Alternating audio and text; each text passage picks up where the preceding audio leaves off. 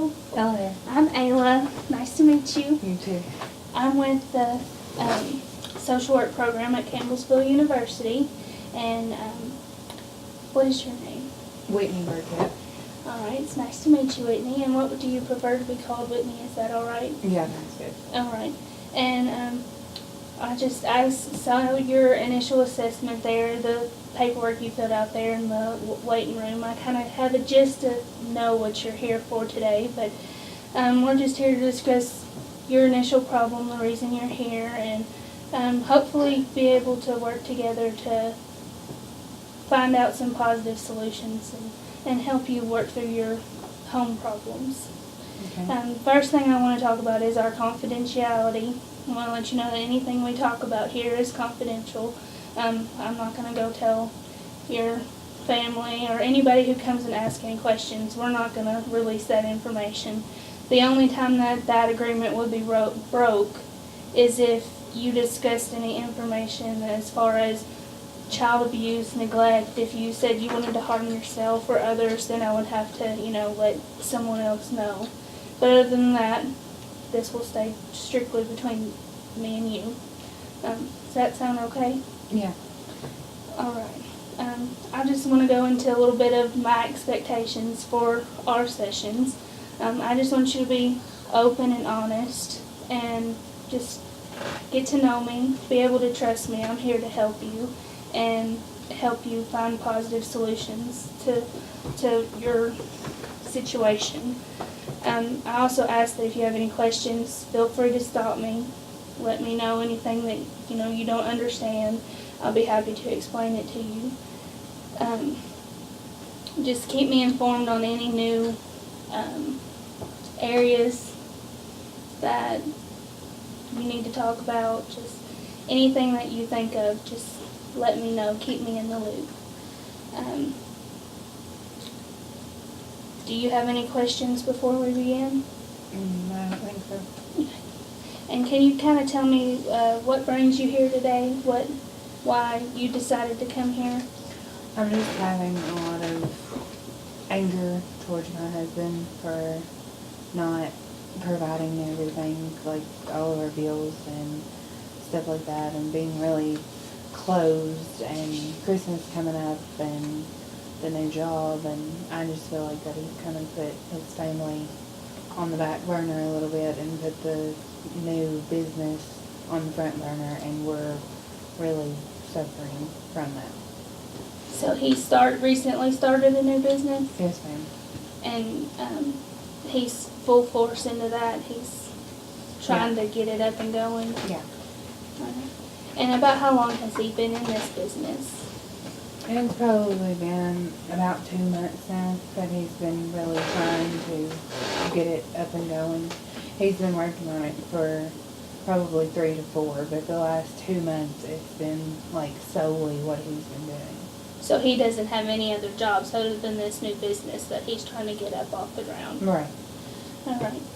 And so you feel like he's kind of neglecting you and your family as far as your financial needs go, and you're just really worried about all of the bills and Christmas, and you have kids, right? So you're just like really stressing out over all these financial situations that are coming up.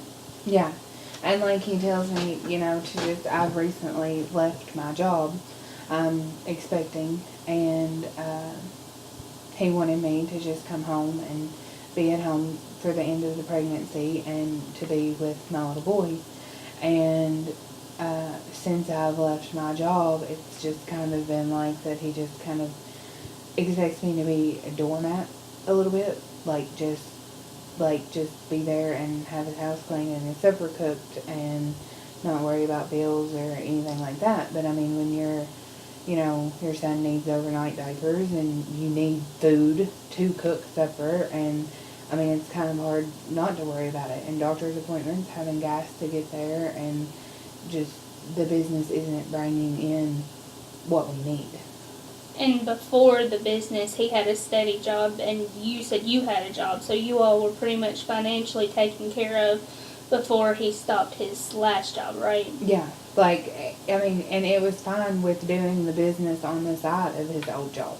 Like, I mean, that was fine. And then me working also helped quite a bit. But now that I'm not, and he's not doing anything other than the business, and the business hasn't took off yet, it's not working. And Right. he's not communicating with me, and we're just kind of at each other's throat constantly.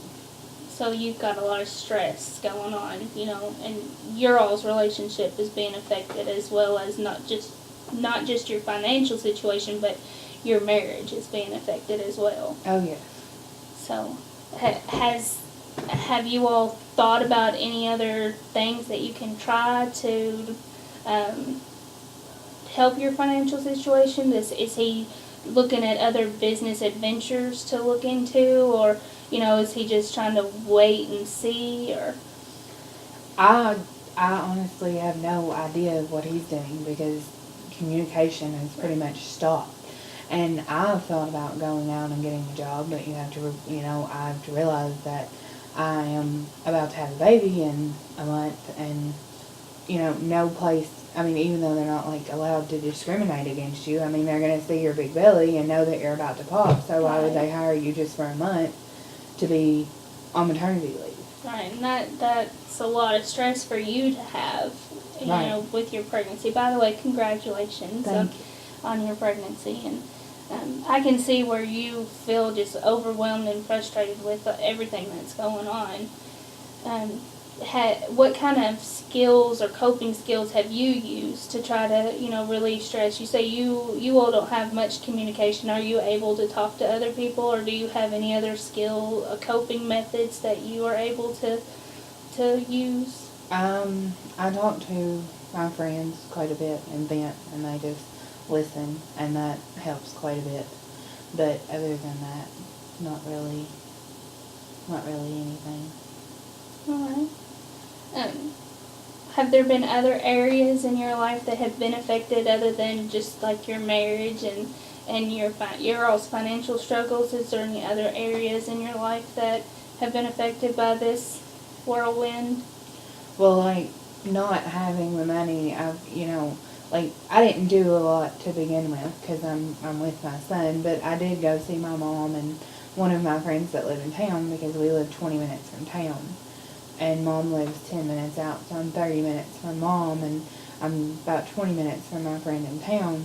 But where I've kind of, like, paying bills and going to the grocery and stuff like that, I've kind of compressed that all down to one day a week, or maybe even one day every 2 weeks to save gas.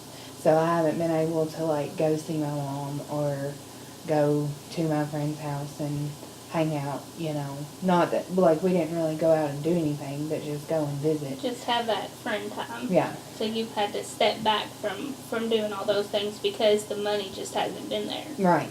I mean, you go to town once a week, and most of the time they're at work when I go to town, and you have so many things to do in that one day because you've compressed it all into one day, and by the time you get errands run and everything done, I mean, there just isn't enough time. Yeah. Right. Yeah, that's a lot to try to pile into one day. You wouldn't have time to go and sit and visit because you tried to compress everything into one day to try to save money, right? Yeah. Do you have a support system that you've tried to use to get over these hurdles? Do you? Well, I recently went a couple of weeks ago and applied for food stamps, and they were granted, and that has helped a lot, and that's took some stress off because of, at least I know that I have something to cook for supper, and my mom helps some with the stuff my kid needs, He doesn't need much anymore because he's potty trained, but the little things that he needs, she helps. Right. So. And going back, you're stressing over Christmas too, because it's just a few weeks away. So you've got a new baby coming, so there's like, you have all of these stressors in your life, and this financial burden, it doesn't help at all, does it? No. It's like the biggest one, I'd say, right now. It's like just affecting everything. Like everything. It's like a domino effect. It's showing in all parts of your life. Yes. Right. And what do you see how do you feel like this could change?